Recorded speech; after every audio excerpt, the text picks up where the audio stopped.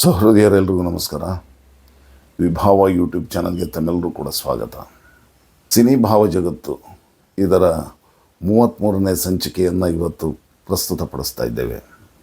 ಇವತ್ತಿನ ವಿಶೇಷವಾದಂಥ ಗೀತೆ ಅಂದರೆ 1969ರಲ್ಲಿ ತೆರೆ ಕಂಡಂಥ ಅತ್ಯಂತ ಯಶಸ್ವಿಯಾದಂಥ ಸಿನಿಮಾ ಮೇಯರ್ ಮುತ್ತಣ್ಣ.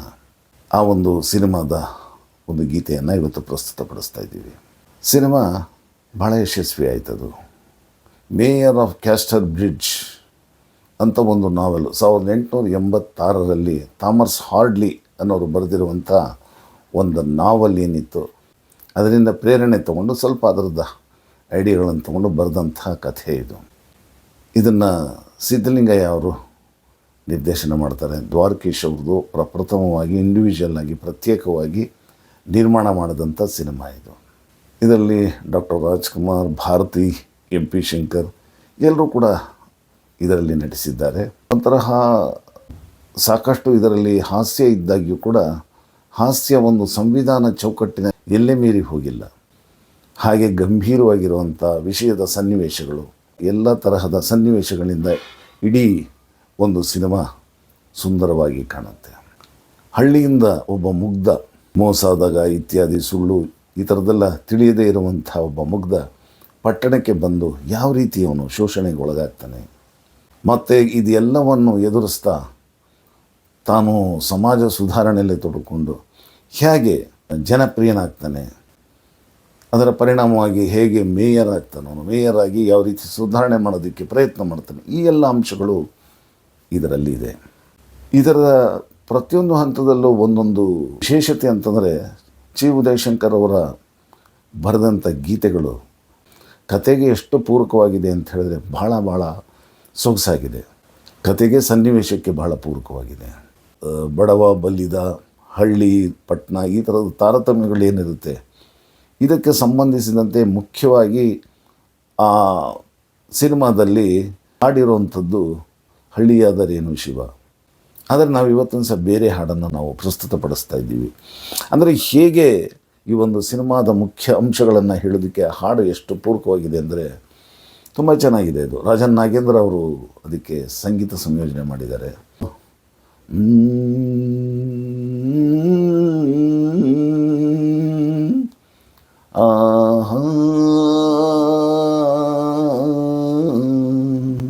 ಒಂದೆರಡು ಉದಾಹರಣೆಗಳನ್ನು ನಾನು ಕೊಡೋದಕ್ಕೆ ಪ್ರಯತ್ನ ಮಾಡ್ತೀನಿ. ರಾಜ್ಕುಮಾರ್ ಅವರು ಮುತ್ತಣ್ಣನ ಕ್ಯಾರೆಕ್ಟ್ರು ಒಂದು ಝೋಪಡಿ ಗುಡಿಸಲುಗಳಲ್ಲಿ ಇರ್ತಾರೆ. ಭಾರತಿ ಒಬ್ಬರು ಶ್ರೀಮಂತಿಕೆ ಮನೆಯ ಹೆಣ್ಣುಮಗಳು. ಆಕೆ ಪೇಂಟ್ ಮಾಡೋದ್ರಲ್ಲಿ ಭಾಳ ಆಸಕ್ತಿ. ಆಕೆ ಬಂದು ಬೇರೆ ಬೇರೆ ತರಾವರಿ ಪೇಂಟ್ಗಳನ್ನು ಮಾಡೋದು, ಚಿತ್ರಗಳನ್ನು ಬರೆಯೋದು ಈ ಥರದೊಂದು ಹವ್ಯಾಸ. ಒಂದು ಸರಿ ಬಂದು ಆ ಝೋಪಡಿ ಹತ್ರ ನಿಂತ್ಕೊಂಡು ಅಲ್ಲಿ ಕಾರನ್ನ ಸೈಡಲ್ಲಿ ನಿಲ್ಲಿಸಿ ಆ ಚಿತ್ರವನ್ನು ಝೋಪಡಿ ಹೇಗಿದೆ ಅಂಥೇಳಿ ಚಿತ್ರವನ್ನು ಪೇಂಟಿಂಗ್ ಒಂದು ಮಾಡ್ತಿರ್ತಾಳೆ. ಅಷ್ಟರಲ್ಲೇ ರಾಜ್ಕುಮಾರ್ ಅವರು ಬರ್ತಾರೆ. ಹಳ್ಳಿಯವರಾಗಿರ್ತಾರೆ. ಮುಗ್ಧತೆಯಿಂದ ನೋಡ್ತಾ ಕೇಳ್ತಾರೆ, ಏನು ರಮ್ಮ ಮಾಡ್ತಿದ್ದೀರಿ? ಒಂದು ಸರಿ ನೋಡ್ತಾರೆ. ಆಕೆ ನೋಡ್ಬಿಟ್ಟು, ಹಾಂ ಇದು ಪೇಂಟಿಂಗ್ ಅಂದರೆ ಏನ? ಓ ಪೇಂಟಿಂಗ್ ಅಂದರೆ ಚಿತ್ರ ಬಣ್ಣ ಹಾಕಿ ಚಿತ್ರ ಬರೆಯೋದು. ಓ ಹಂಗ, ಇದನ್ನೇನು ಮಾಡ್ತೀರಾ ನೀವು?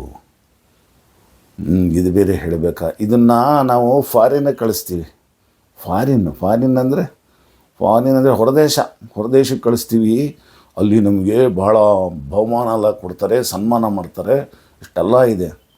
ಹಂಗ ಬಹುಮಾನ ಎಲ್ಲ ಕೊಡ್ತಾರ?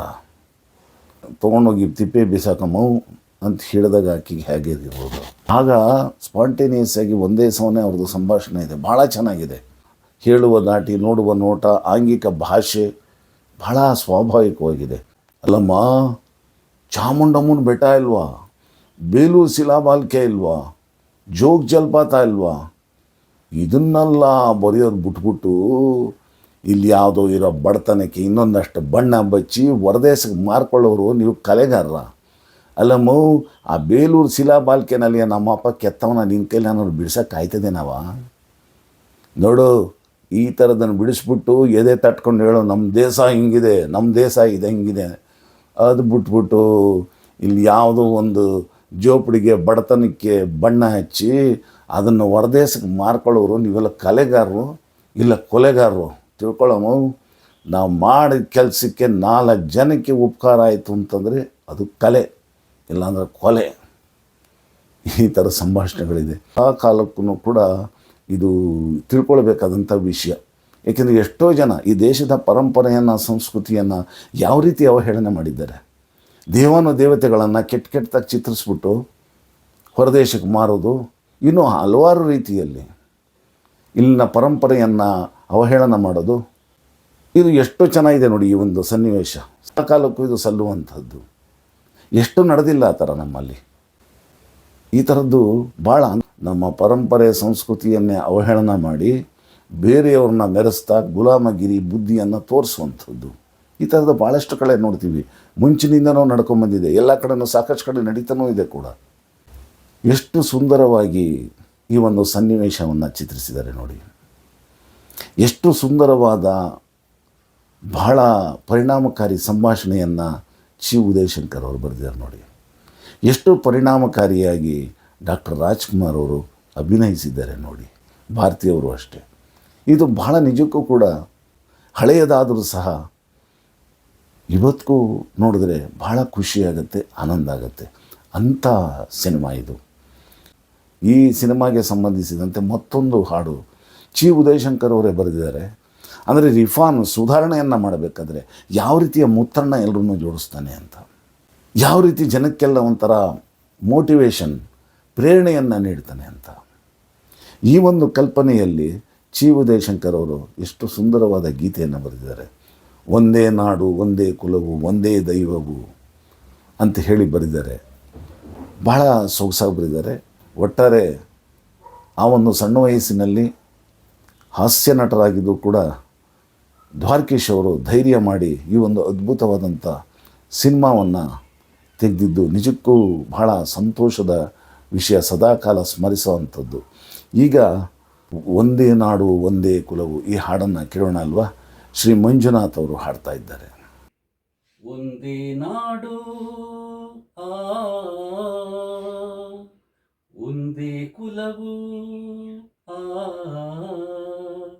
ಒಂದೇ ದೈವವು, ಒಂದೇ ನಾಡು ಒಂದೇ ಕುಲವು ಒಂದೇ ದೈವವು, ಒಂದೇ ನಾಡು ಒಂದೇ ಕುಲವು ಒಂದೇ ದೈವವು. ಒಮ್ಮನದಿಂದ ಎಲ್ಲರೂ ದುಡಿದರೆ ಜಗವನಿ ಗೆಲ್ಲುವೆವು. ಒಂದೇ ನಾಡು ಒಂದೇ ಕುಲವು ಒಂದೇ ದೈವವು. ಬಡವ ಬಲ್ಲಿದನೆಂಬ ಆ ಭೇದ ದೇವನಿಗಿಲ್ಲ. ಗಾಳಿ ಬೆಳಕು ನೀರು ನಮಗಾಗಿ ನೀಡಿಹನಲ್ಲ. ಓ ಆತನ ಮಕ್ಕಳು ತಾನೇ ಈ ಸೃಷ್ಟಿಯ ಜೀವಿಗಳೆಲ್ಲ. ಜೀವಿಗೆ ಐಸಿರಿಯಲ್ಲ, ಕಷ್ಟವೇ ನಮಗಿನ್ನಿಲ್ಲ. ಜಡತೆಯ ನೀಗೋಣ, ಏಳಿರಿ ದುಡಿಯೋಣ. ಎಲ್ಲರೂ ಶ್ರಮಿಸಿ ನಮ್ಮೀ ನೆಲವನ್ನು ಸ್ವರ್ಗವ ಮಾಡೋಣ. ಒಂದೇ ನಾಡು ಒಂದೇ ಕುಲವು ಒಂದೇ ದೈವವು. ನಾವು ಮೇಯರ್ ಮುತ್ತಣ್ಣ ಈ ಸಿನಿಮಾದ ಒಂದೇ ನಾಡು ಒಂದೇ ಕುಲವು ಈ ಗೀತೆಯ ಬಗ್ಗೆ ಒಂದಷ್ಟು ಚರ್ಚೆಯನ್ನು ಮಾಡಿದ್ವಿ, ಒಂದಷ್ಟು ವಿಷಯಗಳನ್ನು ಹಂಚಿಕೊಂಡ್ವಿ. ನಾಳೆ ಮತ್ತೆ ಹೊಸ ಗೀತೆಯೊಂದಿಗೆ ಭೇಟಿಯಾಗೋಣ. ನಮಸ್ಕಾರ.